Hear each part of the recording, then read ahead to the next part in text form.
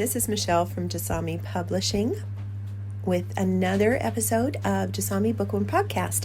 And we are still at Oxfam and celebrating Saturday with Paul Wandrum and Megan Wandrum, brother and sister. Paul has obviously written the book on Demon's Fair, and Megan assists in all things social media. So we're looking forward to the conversations we're about to have.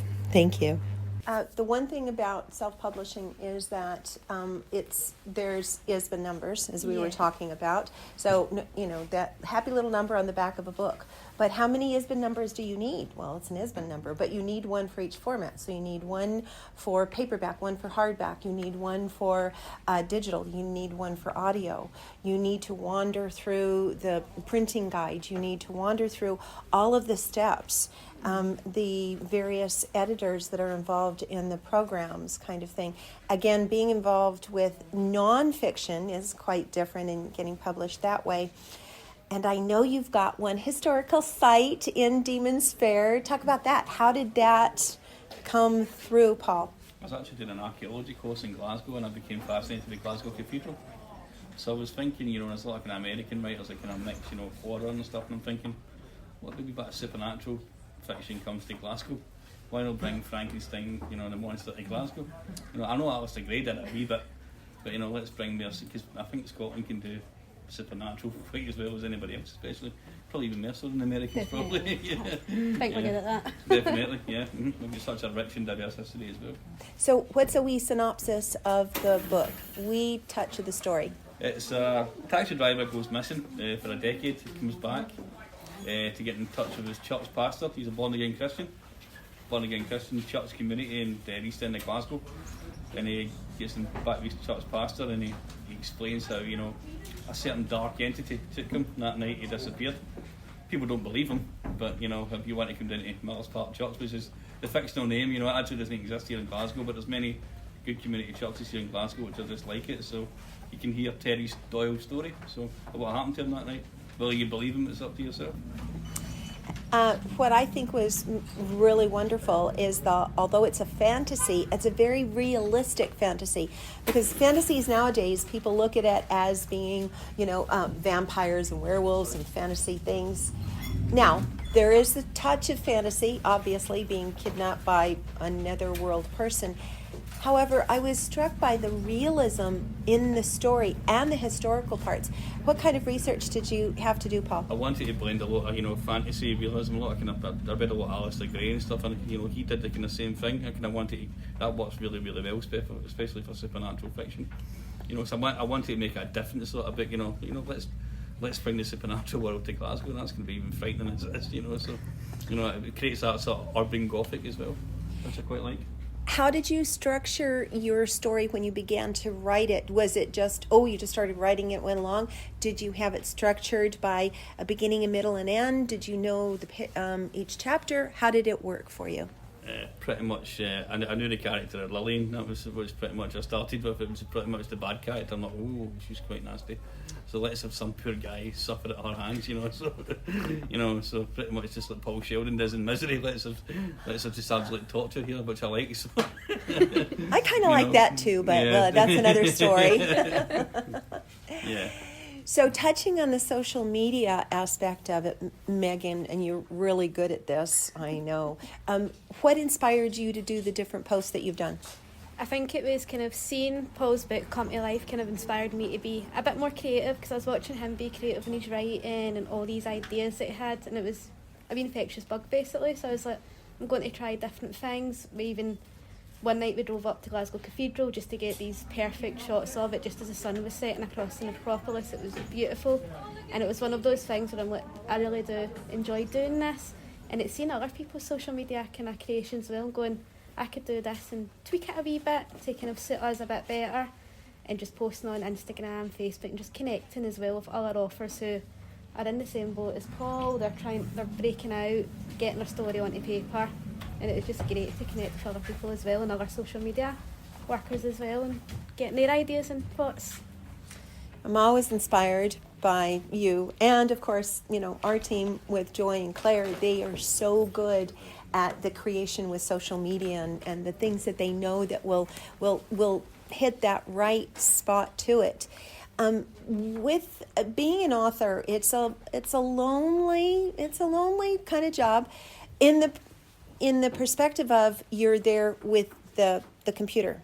It's not lonely because you've got lots of characters. Do they live in your head, Paul? Oh, very much, yeah. And I'm always dying to know what happens next. I'm always constantly wanting to know. So I've even got plans for a second book. So even driving here today, I was discussing that plans with Megan as well. So let's make the second one that much be a bit darker and stuff.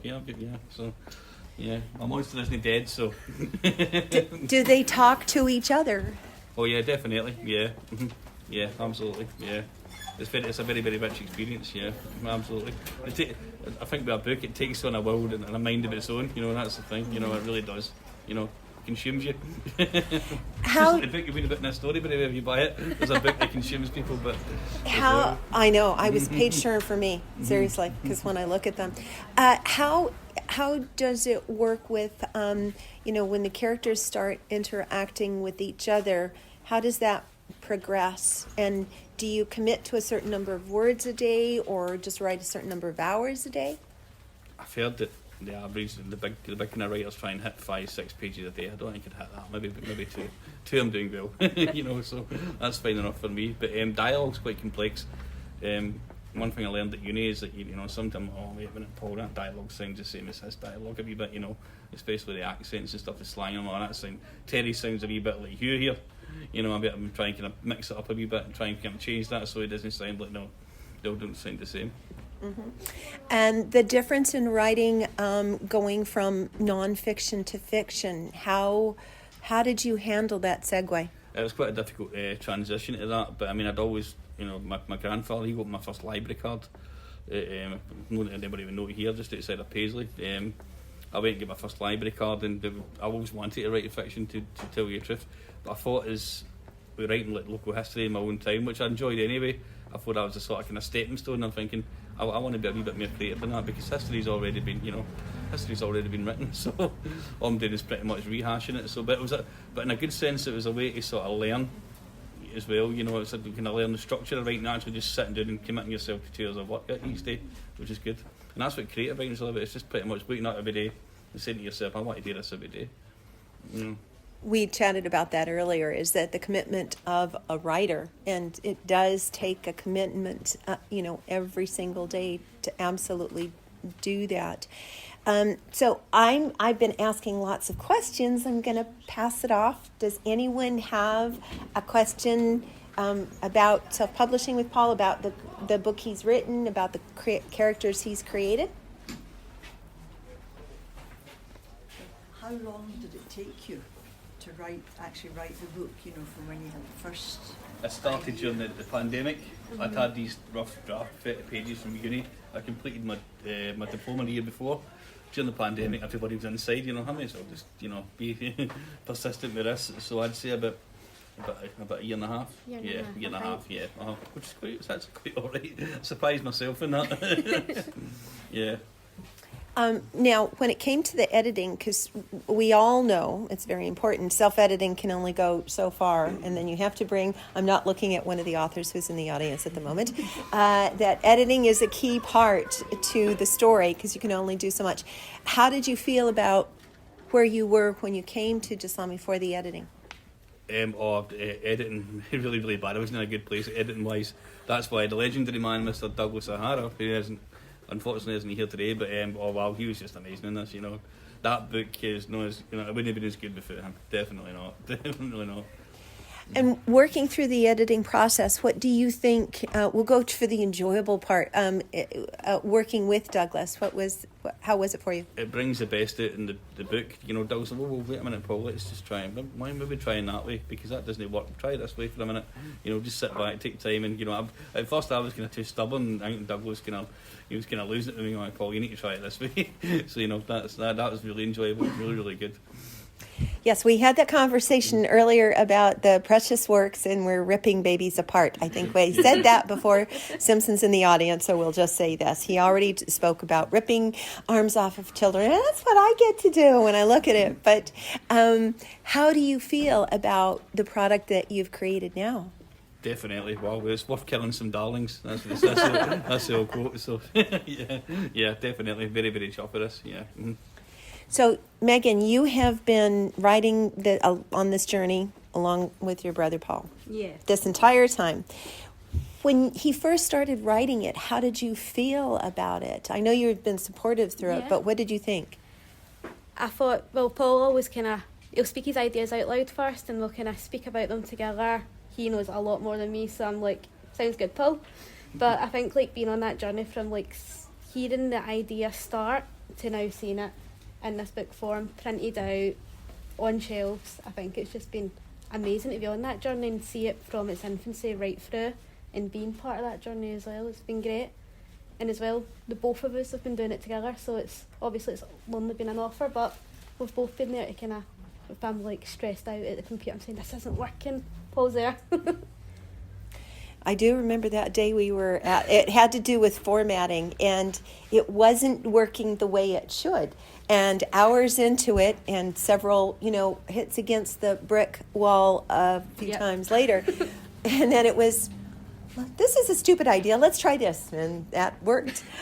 But it's all about formatting, because people don't realize exactly with the formatting in the book, where does the title go? Where do the page numbers go? Should they be centered? Should they be left, right?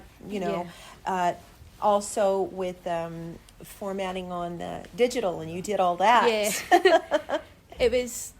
It was good to learn it all, because I thought I had an idea about doing it. I thought I knew what I was doing, but once I sat down with Michèle and she showed me exactly the layout of it, where I should be putting stuff, chapter headings, it just eventually came natural, and it was great to be able to do the digital and the paperback version as well. And because obviously there was kind of differences in those, the spacing, but Michèle kept me right the whole time with it.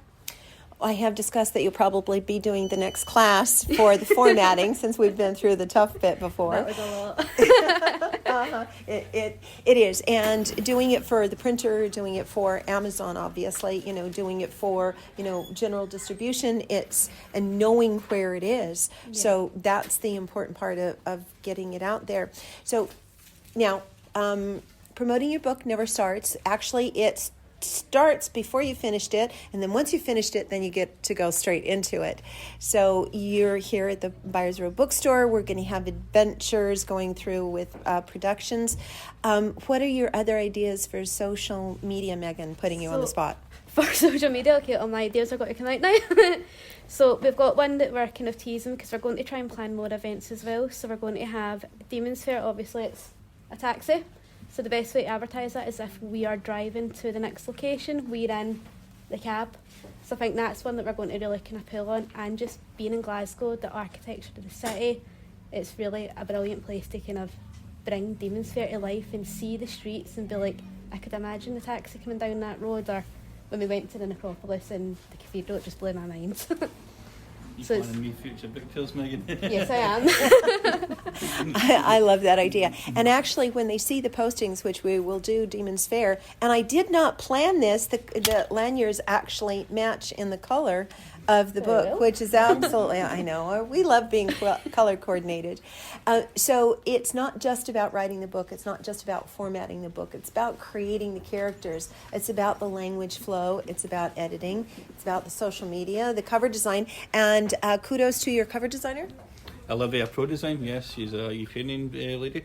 Yes, she did an amazing cover, really, really good. Yeah, nothing was too much bother. We've sent her a PDF of the book which she can print onto it. But nothing was too much bother for her. If we came back and said, could this be tweaked just a wee bit? And the illustrator. Yeah, we've got illustrations throughout the book as well. Those are kind of hand drawn sketches, which are. Yeah, who's it? Eunice. Eunice. Yes, yeah. He's a really, really amazing, talented guy. Really, really good. I think that's been part of the journey as well, is kind of seeing all the talent that's out there as well to kind of work in partnership with, because obviously computer skills are good here, but we can never have done that. Yeah. Or the drawings inside it, because I can't draw for to toffee. create the visuals of that. Yeah. Yeah. Definitely. We'll do a photo op in just a minute once we're done with the question and answer bits, because obviously I've seen the illustrations inside and they are fabulous. I love the there's one with the long robe and Yes. scary bits and things like that. It does bring it alive, because although when you're reading, you create things in your mind when you create the characters, but then sometimes when you've got an additional character that they actually, it's there before you, and then it enlivens your imagination even more. Of course, the language in the book, and the story is what's most enjoyable kind of thing. What advice, since we're doing a podcast as well as doing it for here, what advice, I'll pick on Paul first and then you, Megan, would you give to young writers, someone that might be looking for publishing but are just starting? Actually, I believe that self-publishing is the way forward. I think that's the future. I really do. From what I've experienced, it's definitely the way forward.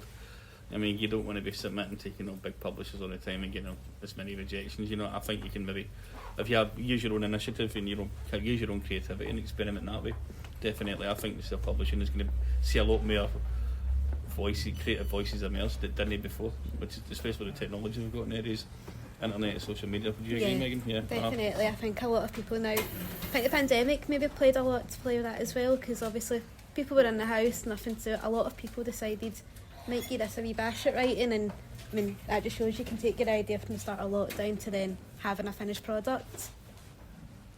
And the nice part is that you retain creative control of the book, and then you could pick and choose what it was that you wanted to do, which I think is really important when someone wants to create a story. But obviously the famous one is, how many times was J.K. Rowling? You guys are in the mix. How many times was she knocked back, and how many people have been fired for that since then? Not everybody is going to make, the millions and millions, but I think the important thing is, please tell me, I'll ask you, Megan, first, holding that book in your hand, how did you feel? That it was one of the most wonderful feelings ever, because it was just, I'd seen the hard work that Paul put into it, the work we'd done together. It was just like, it made it all worth it. I think all the kind of stressful nights staring at the computer, Paul staring at his computer, it did really just bring it all together, and it was so worthwhile, and we're now eager to keep going. Yeah. And Paul, your first work of fiction, how did you feel? Very, very accomplished. I didn't get any better than that. It was really good. I'm addicted to this now. I just want to continue this. It's really, really good. You can't beat that feeling. You really cannot.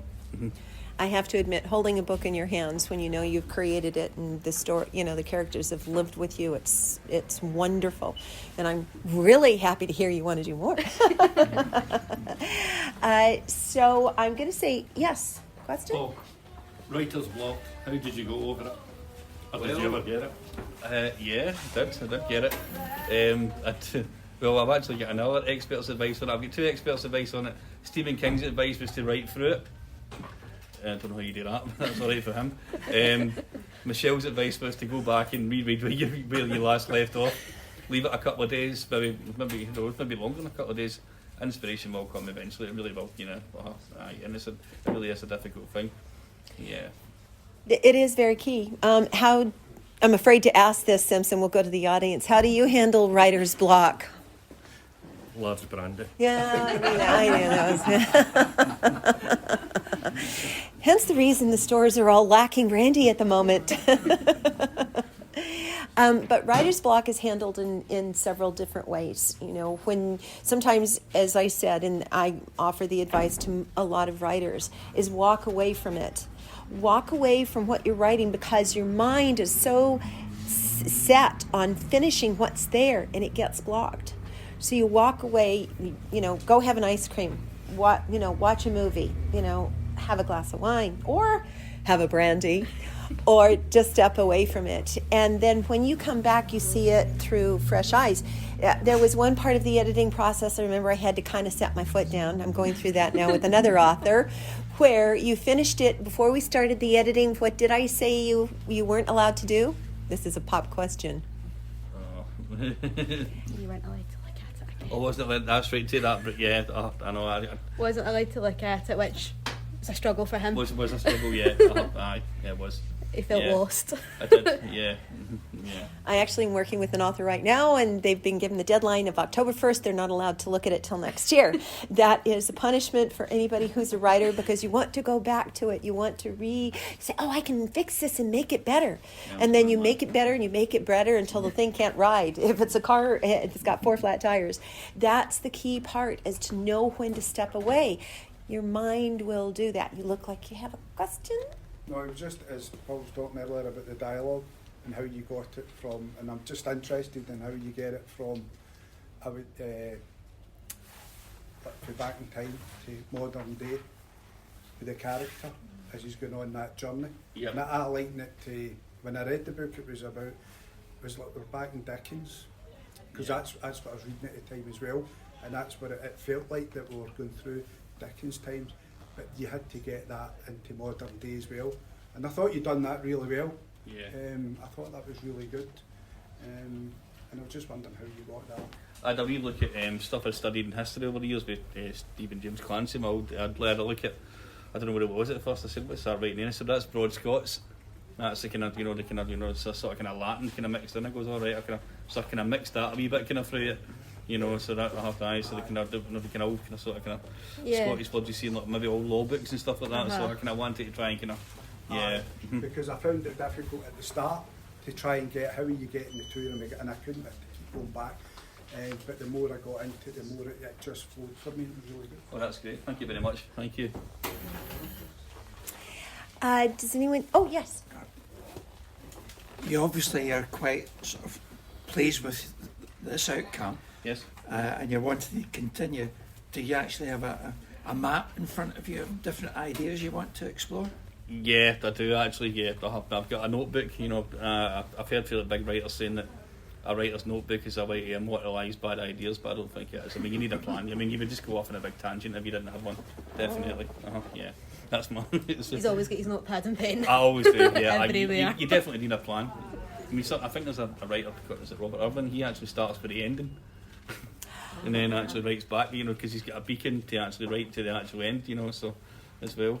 But for future books, you definitely need a plan, definitely, yeah, for ideas. I spoke to an author the other day, and they had written the beginning, and then they wrote the last chapter so that they knew where they were going, because they knew where they wanted to end up. Is that a beacon of hope? Yes, yeah. and I thought that was fantastic, because I work with so many different authors. The company was based upon new authors, so somebody that's been rejected, that hasn't had an opportunity to do it before. So that's what our basis is. So everyone we work with is a new author. So I've worked with every personality under the planet, and that's the thing, is you learn. I learn from them as well. I worked for my first publisher when I was 17, which was only a few years ago, obviously. But I've learned from that point in time about the differences and where you're going, from Simpson writing, in the 70s, and yours is current day, but the historical part goes back to, what's the century? Goes back to the 16th century. Yeah. So you covered quite a lot in there. And that's the thing, is that there's so many talented writers out there that deserve that, to get the voice, get that, hold it in your hand.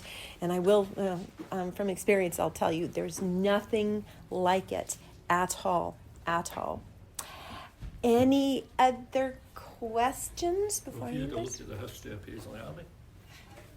I have, yes, I have, yeah. But I look at the history of Paisley Abbey as well, yeah. I did all that back in my uni days, and I took the local histories courses back in Paisley years ago, yeah. Walter Fitzallen and stuff, and I'm like, yeah, but I know quite a wee bit about that. Yeah. No, the excavations and what it revealed. The drain? From the monks. The drain, yeah, that was the big drain excavation, yeah, yeah. Well, that was my stuff. That was the stuff I was writing about as well. Yeah. I've done a book called Medieval Paisley. That's for sale as well. You need to come to Paisley. It's Abbey Books for that one. Maybe I'll bring a couple of copies up here. Who knows? And then the slate music that was found. The slate music as well. It's beautiful as well. That's right. Yeah, it was. Yeah. Because I was in the Abbey when James, Scottish singer, they got him to translate the monks' slate music into a modern. Oh wow! Yeah. Right. And it was creepy because the Abbey choir in the choir stalls. And then when you turned round, there's this big black plate you could see through. up in the balcony, and I just looked as if that's all ghosts up there. And this haunting tune just come straight out, that he had brought to life 600-700 years later.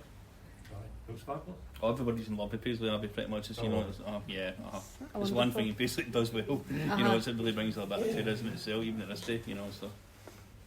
What I think, one of the things I really enjoyed, there were lots that I enjoyed in Demon's Fair. One of the things I do have to say is I like stories that take us on a journey throughout history so that it makes us curious about what has happened.